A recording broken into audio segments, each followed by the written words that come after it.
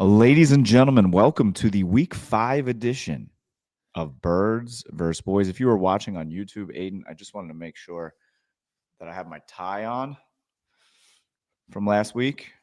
You don't get it at all? Is it a USA tie?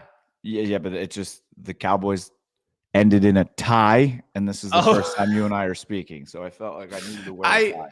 I thought it looked like a USA tie, so I thought it was like Ryder Cup, and I'm like, I think, brother, we lost. I respect the patriotism. I think we lost, but it's definitely not for the government because the government's not working right now. So yeah, that also ended in a tie, and then we lose. I was at the gym this morning at like 5 a.m. and one of the guys I usually like see there and talk, works for the Air Force and there's a base by them. He's like, "All right, I gotta go to work, not get paid." That's fun. I'd seriously be like, all right, well, what am I supposed to do? I would just sit and not do anything. But we are here. We also are not getting paid for this, but we're here for you. We're built for this. We've been doing this for free for quite some time, so this will not affect us in any way, shape, or form. We work on a shutdown literally 100% of the time. We are what's called non-essential workers, but so if anybody out there are cases, if you're a government worker right now and you are in dire straits and don't know how to work without getting paid, just shoot us a DM on any social platform and we'll help you out. Give us a call. We got some tips and tricks on how not to be financially efficient. Speaking of not being efficient, how about that Cowboys defense, huh? Yeah, that was brutal. Speaking of not being efficient, how about that Eagles second half offense? 0.0 passing yards. I feel like I should just apologize to the people ahead of time, but I'm really sorry for the rants that I'm going to go on today. It's going to be a lot of screaming into this microphone, so if at any point I pop the microphone, I'm very sorry for that. I'm very sorry if it's long-winded. I have been working on cardio, which is a bad thing because now I can yell longer without getting winded. And I got a lot to get off my chest. As do the Cowboys in terms of getting people off of the injured list. Aiden, I want you to take a guess. How many Dallas Cowboys players are on the injured list heading into the Jets game this week? Okay, well, I know there's at least 2 offensive linemen. There's CeeDee Lamb, so that's 3. Miles Sanders got hurt. I don't know if you count. Is it starters or just anybody? Anybody. That's on 4. The 53. Yep. That's 4 at least. DeJean Bland is back hurt still? C count? A little bit, maybe. Malik Hooker, that one was bad because during the game, he pulled up limp on a play he was not involved in. Anytime you see that, that's not good. So that's at least 6, right? Yep. I'm still going. God, I'm at 6. I feel like there's a cornerback in there somewhere. And it's hard to do this because most of the people who, when they were healthy, weren't playing well. All right, real quick. They're out. Didn't notice a difference.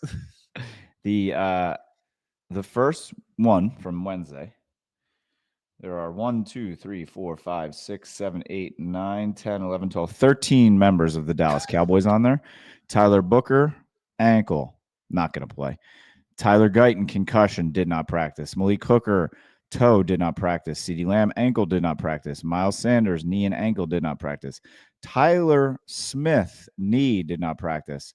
Kavontae Turpin, foot, did not practice. Kalen Carson, his 21-day window has been opened, limited. Trayvon limited. Mingo limited. Kenneth Murray limited. And DeJean Bland with a foot. But now, when it's a Cowboys defender and they put limited, are they talking injury or skill? Both. Okay. The biggest problem that I see out of all of this, Aiden, if I'm just doing math, because math was not my strong suit. So we already know that BB is out, the starting center for the Dallas Cowboys. We believe that Tyler Booker will also be out this game like he was last game with his ankle. So that's 2 starting offensive linemen. We now have Tyler Smith did not practice with a knee, and Tyler Guyton did not practice with a concussion. So that would mean there is a possibility that Terrence Steele would be your only starting offensive lineman starting against the Jets. That would mean 80% of your offensive line, 4 out of 5 guys, not playing against the Jets. Not great, That Bob. is brutal. And what makes it even more brutal, the Jets are an incredibly disciplined defense. Watching them on Monday Night Football, I was like, wow, what a beautiful brand of football they play. So it makes it even tougher on this offensive line. Dear God, this is going to be a game. Oh, it's going to be. And I think that there is a chance that Justin Fields has 243 rush yards in this game. He actually has been playing really well. The Jets offense as a whole hasn't been awful. They just are not fundamentally sound in literally anything. But I watched that Monday Night Football game and I was like, this feels like a Maction game. Speaking of that game, like Tyreek Hill had to be just in complete shock, right? He was like laughing and clapping and chanting. I'm like, dude, I just saw your leg snap. Yeah. I think, I hope we never find out, but I think once you hit a certain past the level of pain threshold after you're off like your adrenaline is still racing. So you're like, my knee is messed up. So it's like, I feel like I'd freak out because I don't do well with like gruesome injuries, blood. I was never meant to be a doctor. So if it ever happened to me, I don't even know if it'd be the pain. I think it would be just like the shape of my leg that I would freak out. But if you can handle that, I think the adrenaline's still coursing and you're like, like I'm screwed. So he was just like, I'm gonna laugh it off because laugh at my pain situation. That happened to me when I was a freshman in high school. I was working at a haunted house for a friend that we knew, or a haunted. Did I ever tell you the story?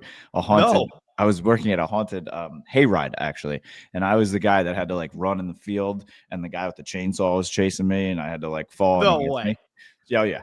So the one night I like fell and I did my thing and I was like, ooh, my knee kind of hurts. But I'm like, whatever. I'm limping around. I got jeans on. And then they're like, we got like a radio thing. It's like, we have like 20 minutes in between for whatever reason. So I like sat down. I was like, my knee really hurts. I like pulled my pants up and I could see my kneecap. My knee was like open like this big. I had to get like 17 stitches because I must have hit a rock or something. I don't know. But I got chills just thinking about it right now. I'll show you my scar if you want. Yeah, that was fun. You should have cut the jeans off and kept working. They was like, wow, this is a really realistic haunted house. I can see that guy's kneecap. Look at that. Look at that zombie running around. His flesh is literally decomposing. And the guy who like ran the whole thing, who was like a family friend, I don't think he had like insurance on it or anything. So he was like, he was driving the hospital. He was like, listen, we were just playing in the front yard and you fell. That checks out because every haunted house I know, I think that all the time. I'm like, where'd they get this land? I'm just in the woods. Every time I go to Bates Motel, I'm like, during COVID, they got rid of the hay rides for like to make it like safer. So you literally just have to walk through the woods. I'm like, where'd they even get this? I'm just walking through somebody's woods right now. This is not good. Not great, Not Bob. great. So anyway, moral of the story: the Jets structure is pretty much the same structure as a haunted house insurance liability waiver. Got to be better than a tie. Got to be better than a tie. What time do you guys play? Are you a 1 o'clock game? Yeah, I believe so. Thank Christ. Hold on.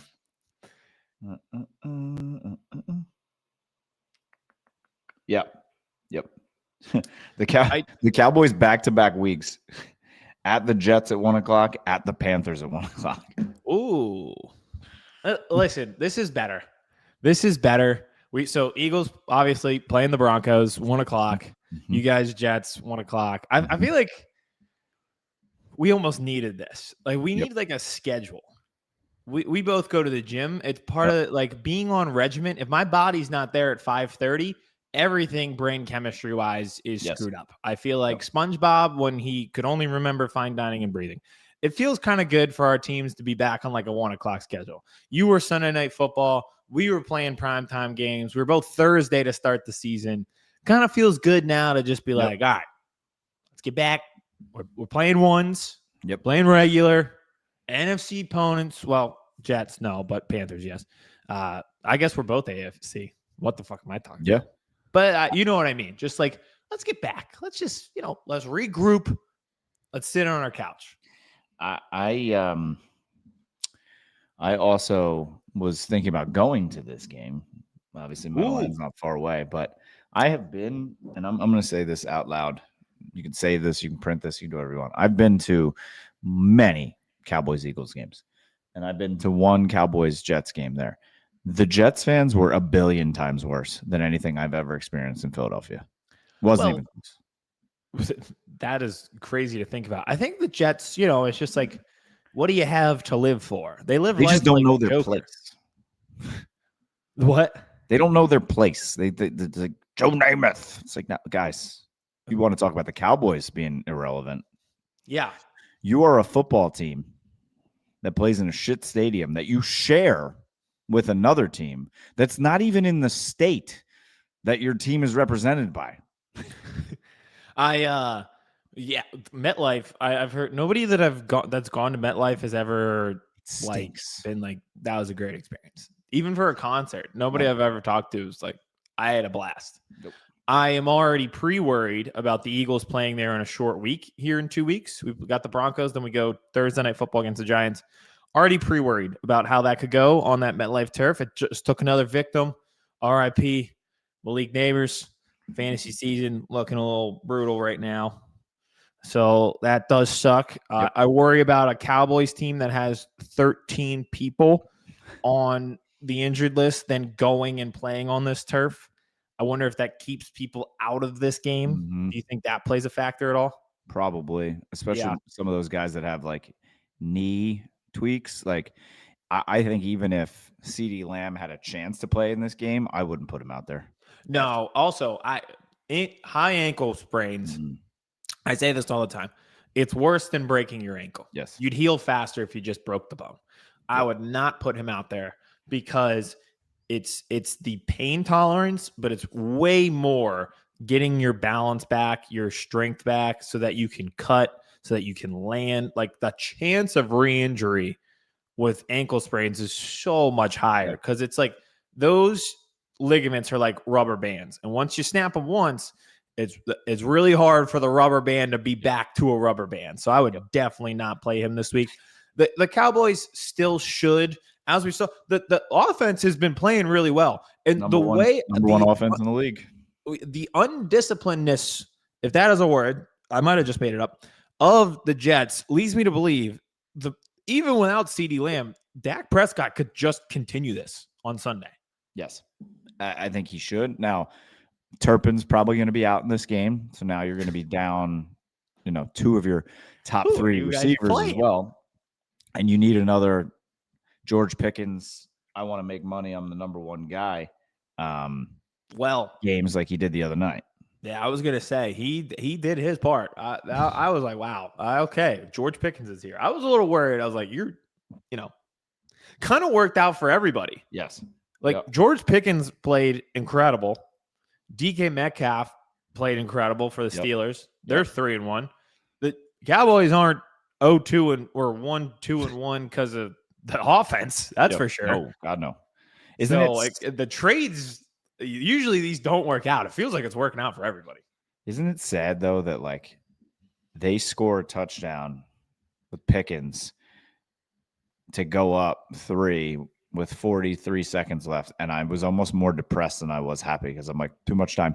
All the time. You should have went down to the 1. But you know what's crazy? This is what's crazy. I know it's a Cowboys defense thing, and they just could not buy a stop. Yep. Nope. The field goals. Yep. This is insane. Kevin, it used to be a thing on Red Zone when, who was it? Janikowski from the Raiders. If he attempted from 60 plus, they would break into the game. Yes. Now it's just like. It would be like a kicker kicking a 60-yard field goal would be like the news breaking into OJ going down the street on the highway in his white Bronco. It was like that level of intensity. Now it just happens every week. These kicker, if a kicker misses from 52, you're like, how'd you miss that chip shot? That's crazy. These kickers, and with the new kickoff rules, you're pretty much starting at the 35 instead of the 25. You need 20 yards. 17 yards. Yep. You need 1 first down to get into field goal range. It's really crazy to think about like how much the game has changed with these field goals. They're gonna have to, I think, at some point do something in terms of like turning it into the American Gladiators, like hanging a defender like from the goalposts in the middle, and he's just on wires, and when they kick it, he can try and stop it from going through. You know, the Colts mascot just collapses every time somebody makes a field goal. They should let him just sit up there. They're like, all right, here's the deal. If you make it over him, it's 4 points. If he bats it down, you get nothing. Actually, the Colts get points. The Colts get points. The Colts get 1 point. You imagine seeing one defender, though, he's hanging from a cord and he's just hanging in the middle of the goalpost. They should start having zones. Like ball. We have to do something because these kickers are just. I think it's got to be something with the balls, right? Because the K balls now they have them for the entire week and they can do whatever they want with them. They used to get them the day of, so that's something to it. But the kickers have, 65 like it was nothing the other day, and I think Brandon Aubrey's gonna hit a 70+ this year. I think they're gonna at least let him try. I don't know why you want it, and a lot of these guys are hitting from 60. And it's good, like not good, like it's like through. They've got an extra 3 or 4 yards. The Eagles on Sunday, the Bucs hit a 65-yarder. The Bucs field goal kicker hit from 58 and 65, and I'm not salty about it at all that he was my fantasy kicker and missed from 40 for 3 straight weeks. But the Eagles sent somebody back to return it in case it came up short. Nope. I truly forgot that used to be a thing. Devin Hester. Like, we are not that far removed from the Alabama-Auburn kick 6. Yep. And I don't remember the last time I saw somebody go back to return a kick because they're just nailing them from 65. Yep. And Chase McLaughlin hit it he could have hit 67. It's insane. It's absolutely insane. All right. I'm going to give you my quick synopsis of the Cowboys Jets, and then we'll get into your Eagles game against the Broncos, which I think might be a good game. I think it'd be a great game. Yeah. I'm actually excited for this. So there's a couple things with the Cowboys. Obviously, the long injury report. We're hoping some of those guys plays, especially on the offensive line. I mean, if you're down Tyler Smith too, it's gonna be a long day. I mean, who's stopping Quinton Williams in the middle? So we need to wait and see on the health, right, as we get closer to Sunday. One big action item here that Cowboys fans have been clamoring for is Jaydon Blue. Item. Yeah, you're a regional manager in sales through and through. That I am. I didn't even realize I said that. At the end of the show, I'm gonna be like, we're gonna give you 2 minutes back.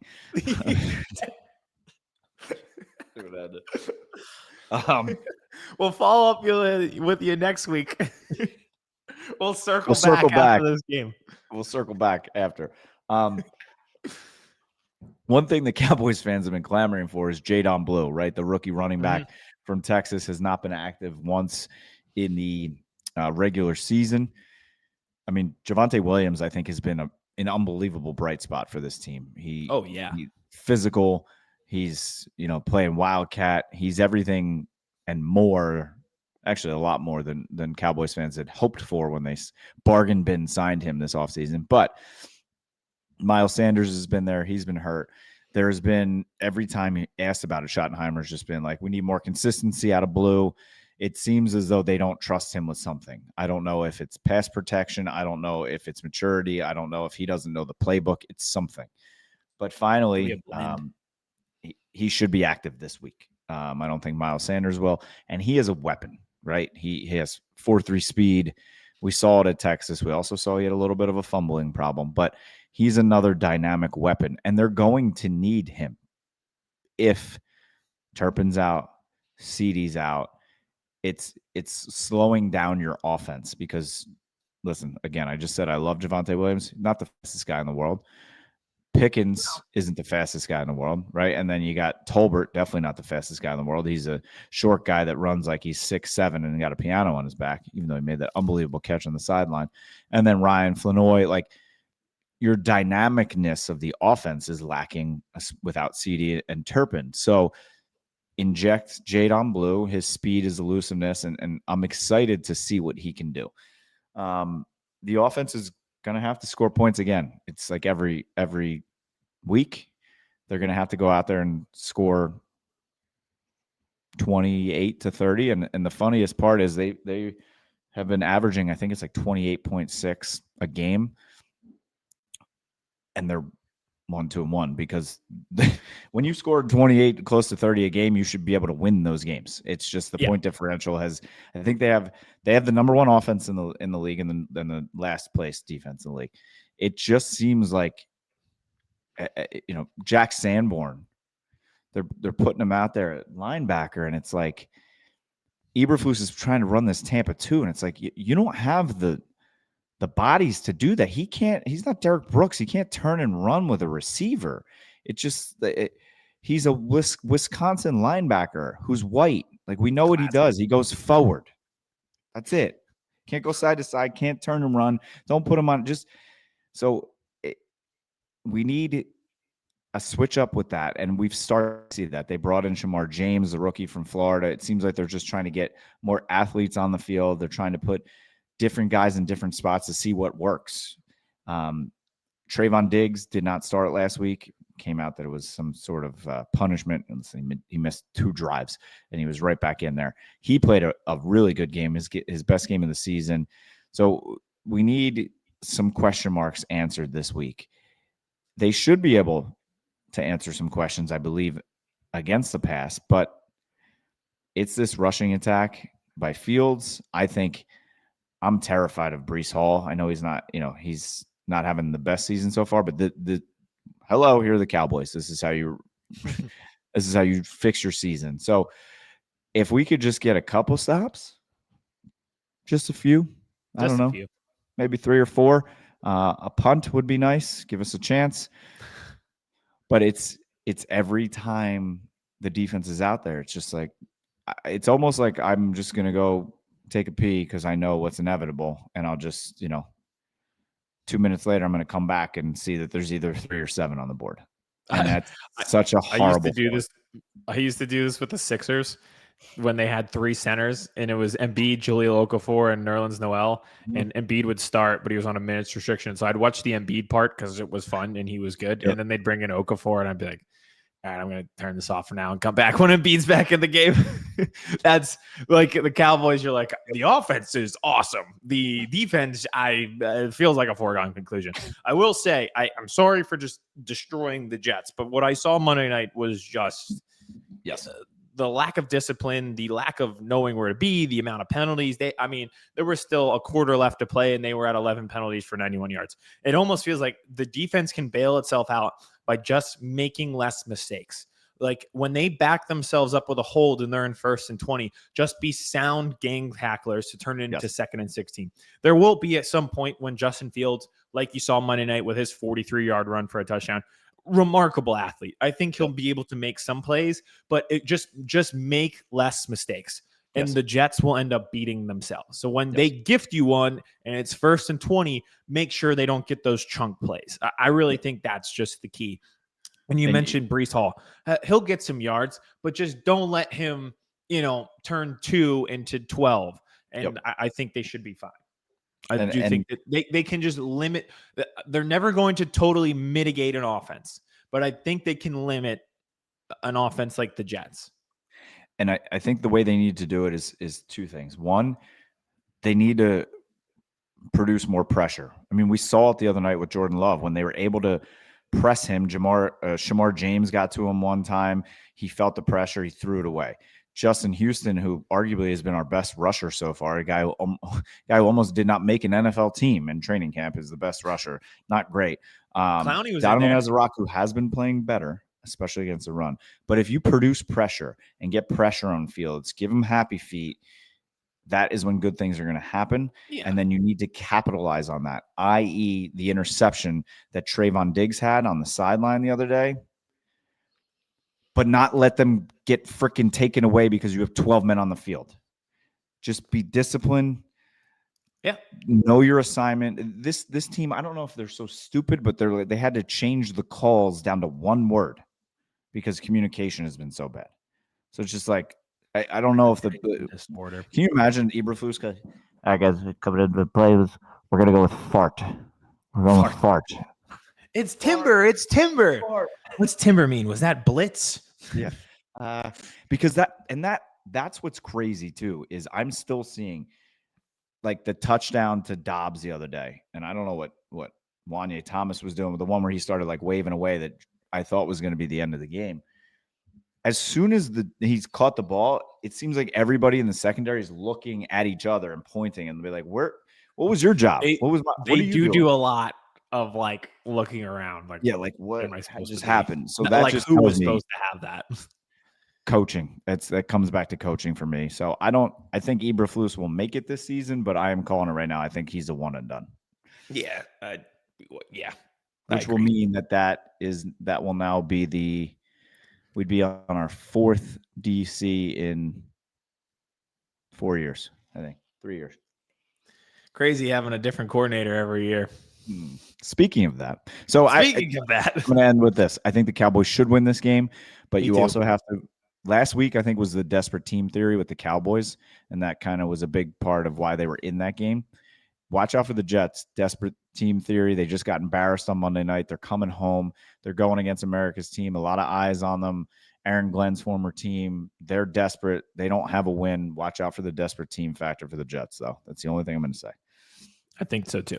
I think we're in total agreement on how that game would go. So do you have a game this week, or maybe we want to throw for some yards, or do we want to put out a tweet maybe about silently walking away? I don't know. I want to press like mute I on said, my mic and just let you go. I just apologize now. Listen, the Eagles are 4-0, and I'm very grateful that they are.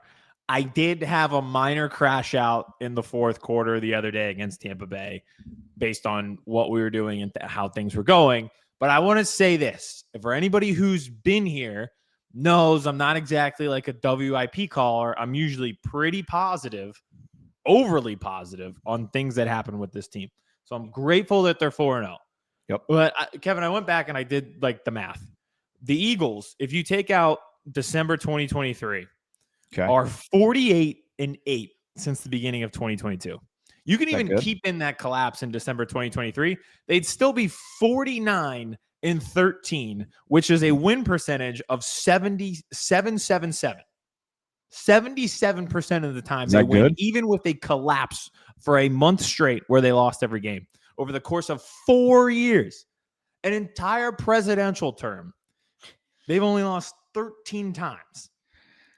They are Is that good?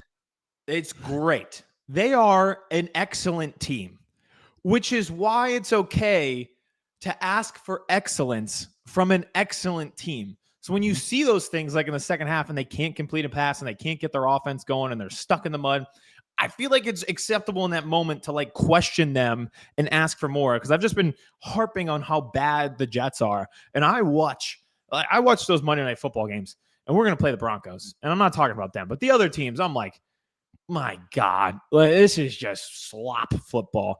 And then I watch the Eagles. I'm like, this team is so talented. It should never be slop football. No. And at times it has been, but they're so talented and they're so good. And that's why they are 4-0. And that's why I do have complaints, because I'm like, you are excellent. You are A++.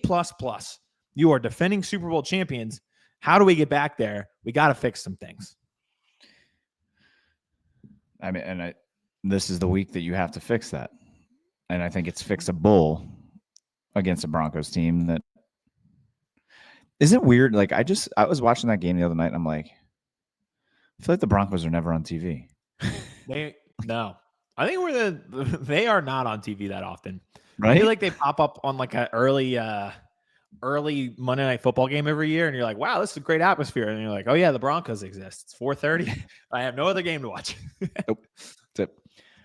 They are, I think it'll be the nationally televised game for the most part for the 1:00 slate.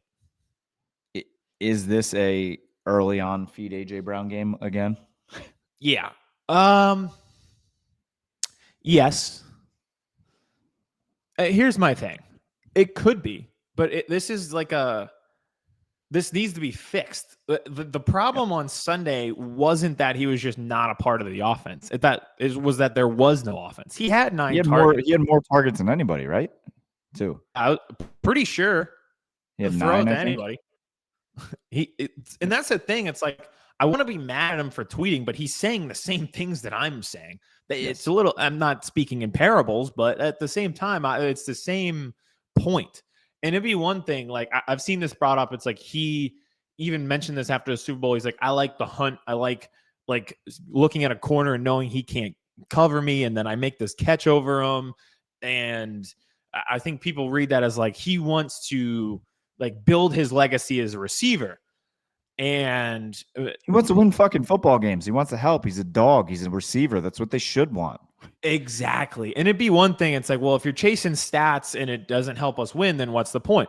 And like last year, that would have made sense where you're like, listen, AJ, you got to suck it up. The stats aren't going to be there because you're watching a generational running back season with Saquon. Yep. That's not the case right now. Like they can't run the ball effectively.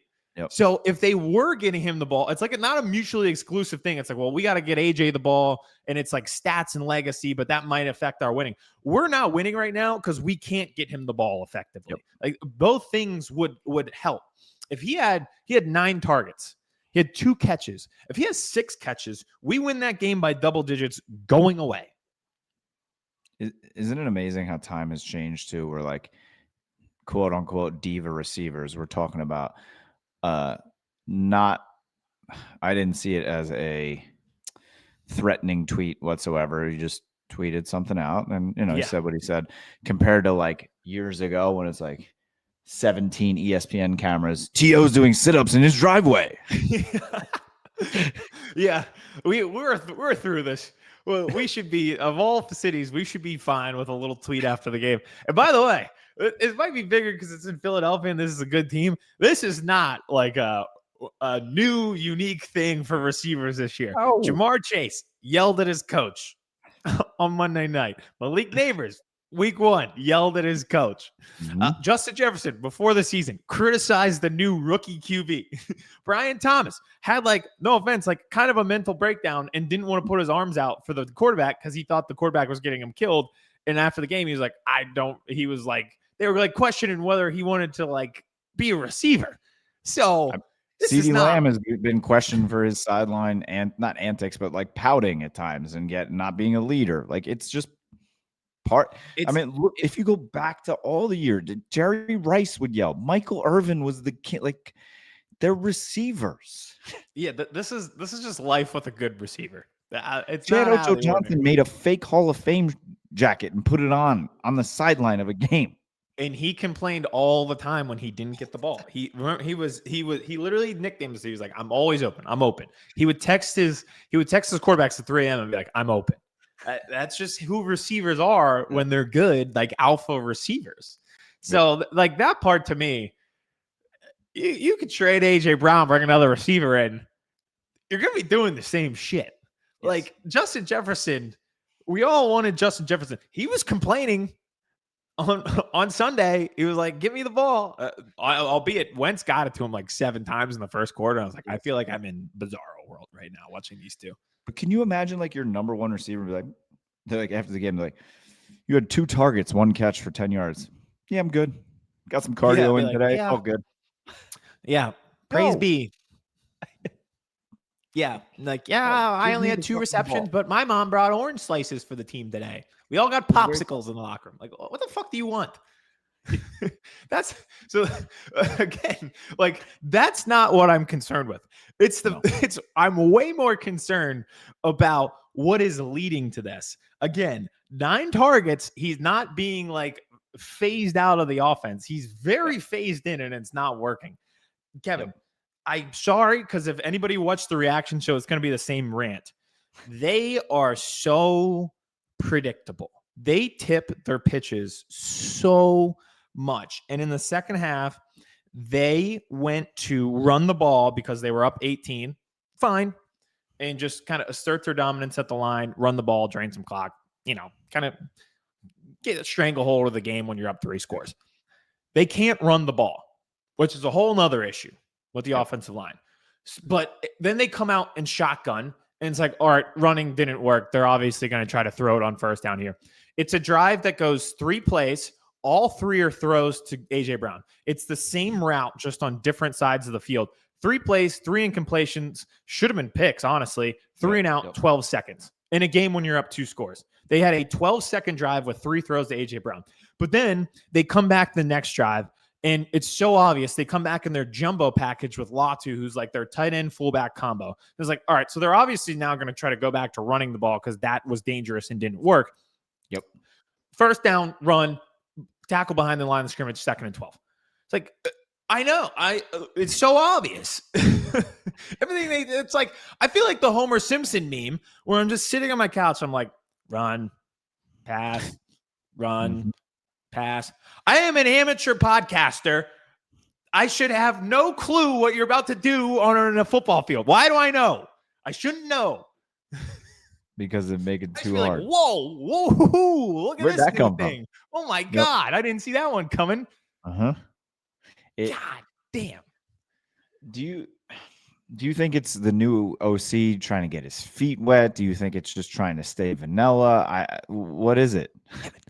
Kevin, speaking of Kevin was the passing game coordinator last year.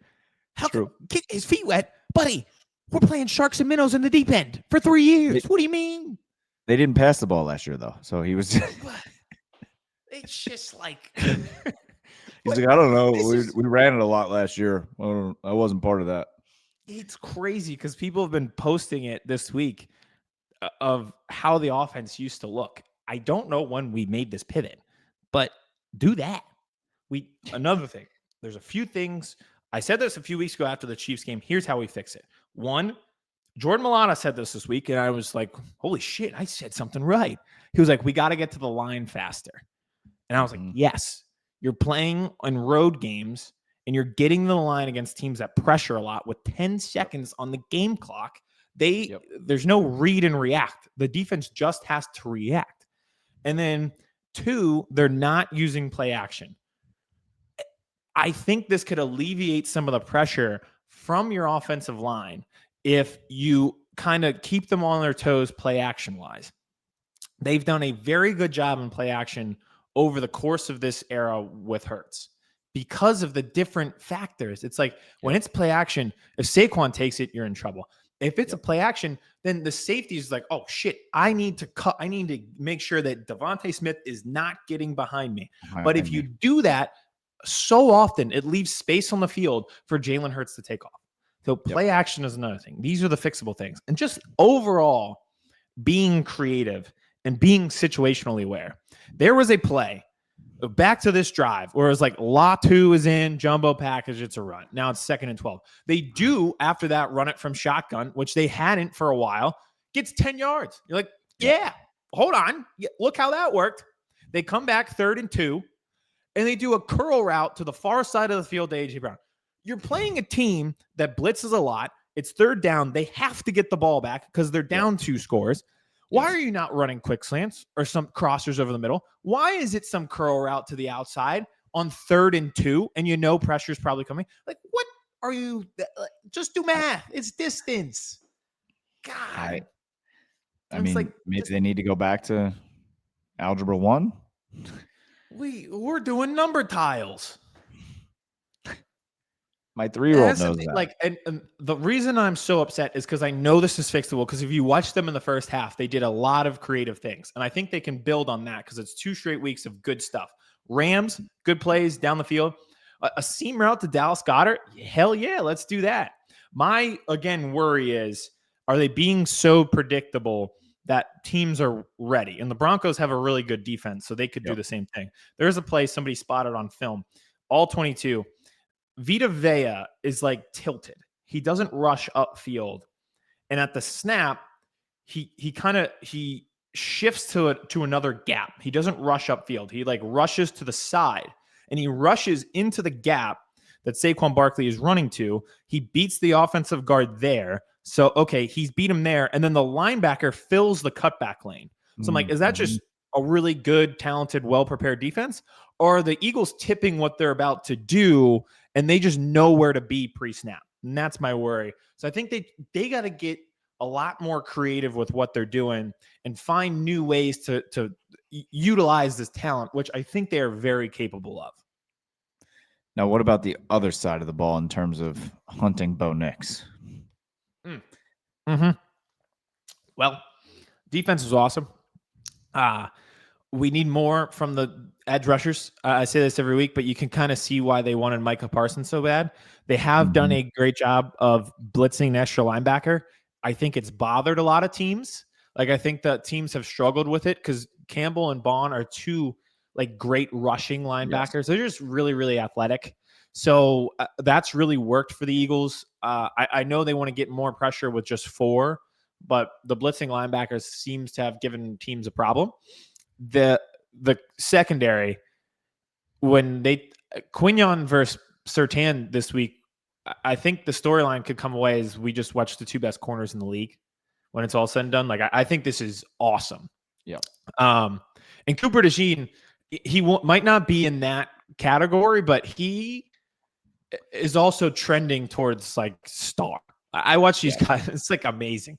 The open field tackling, like Quinyon, the reason he gets away with being so handsy is because he's glued to his receiver. Like, he's never doing it because he needs to bail himself out. He was phenomenal. And I think it'll be another great test. Courtland Sutton might be the most underrated receiver in the league, by the way. He's awesome.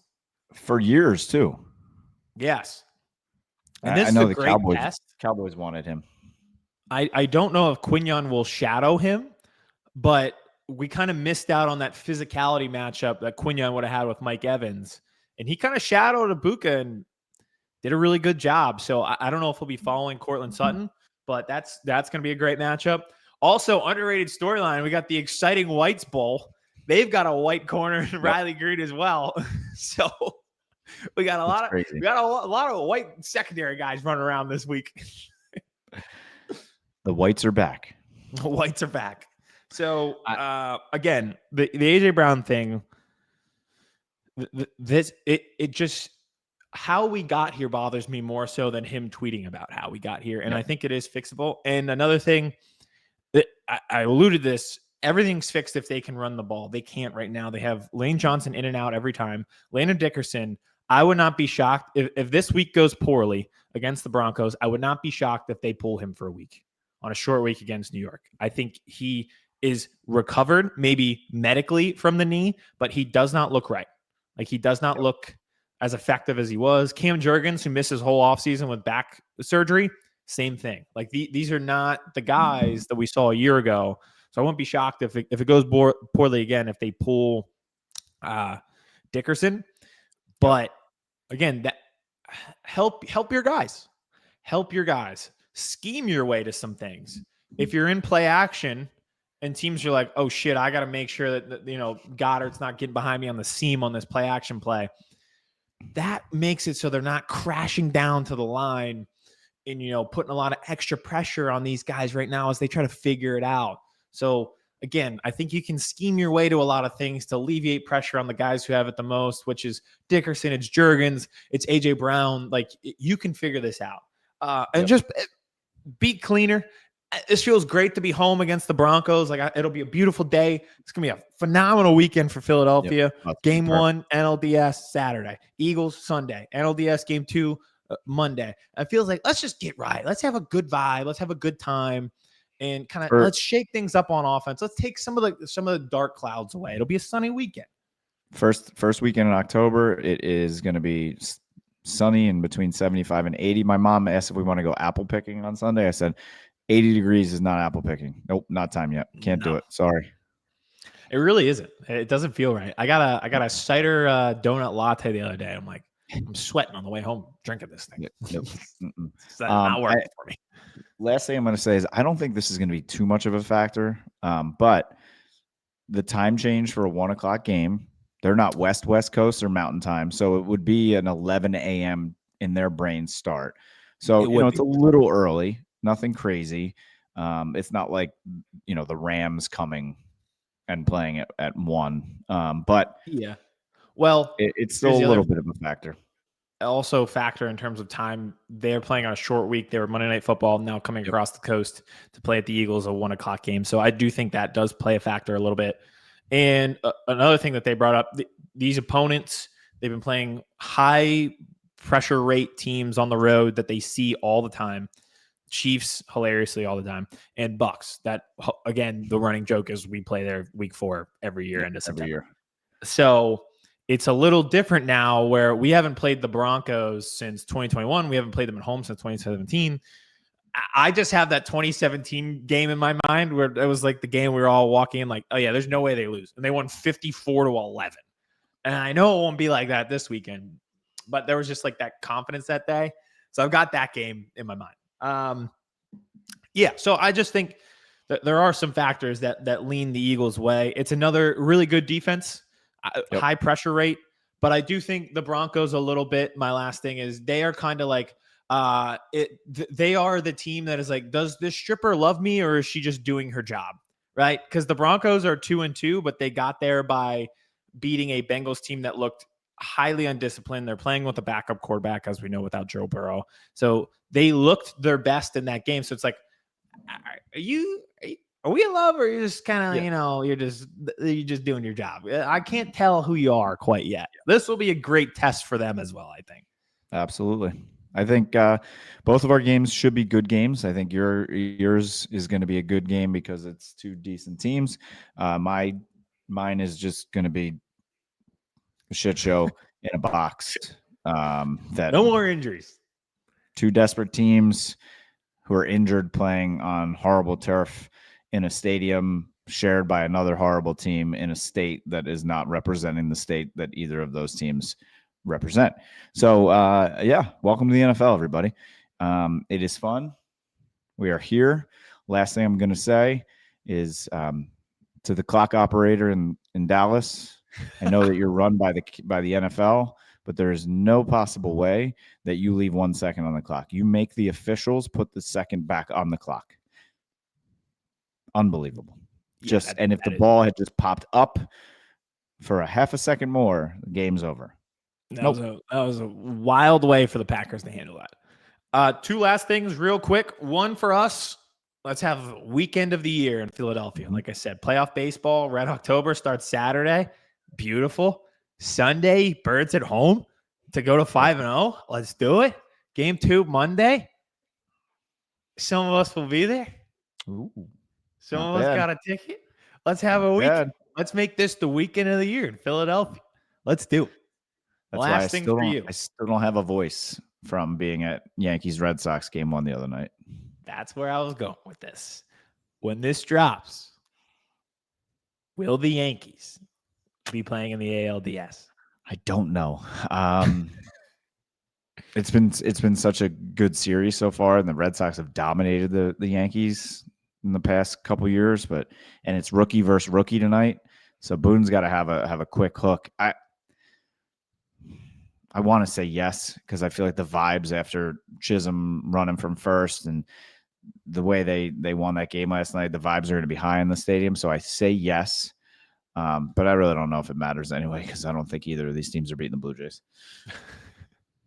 So I think the winner of Dodgers Phillies is your World Series champ. It's vibing that way. Yep. Just all I ask, because I root for the Phils as well, and if the Yankees are eliminated tonight, this hat will be turned around and I'll have my Phillies hat on. Just don't let Shohei pitch 6 shutout and have 2 home runs. I know. Sunday, please. I would not handle that well. But baseball, man, I couldn't ask for anything better. Red October primetime game 1, Dodgers Phillies, Shohei on the mound.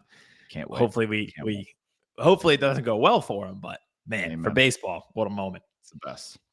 All right, everybody. Thank you for watching. Thank you for listening. Hi, Lisa. It just popped in. I understand. I have to go pick up a child. Thank you for watching. Thank you for listening. We are Birds vs. Boys, KMS, Aiden, Eagles, Broncos, Cowboys, Jets, baseball here, sunny, 75, all weekend, October. Whether your team is good, whether your team is bad, we say this every week. Enjoy the football because the football is here and the football doesn't stay all year and the football goes fast. And it's going to be not 75 and not sunny out tomorrow. And it's going to be dark at 3 o'clock and it's going to be 12 degrees and there's not going to be football on and we're going to be sad. So enjoy the football while it's here because the football is here right now. And even bad football is like bad pizza or bad sex. It's still football. We love it. Okay? So enjoy it. Anywhere Weekend we are, of the year. you should be there. Birds vs. Boys pod. Tap in. Chris Hansen here, and I'm going to need you all to take a seat right over there and check out Birds versus Boys. I think you're completely right here, and I hate it. Hey, idiots. Stop doing dumb things. I got 2 phones. Upset alert. Upset alert. I might go insane. I think you're already there. There's no hope. Hope is Dude, gone. If this was an AFC North podcast, we'd be done in 15 minutes. Bob Hope. I'm going to drink bleach. That Be is. the team you promised me you were going to be this year. This is the Consciously Hopeful podcast. I'll be watching.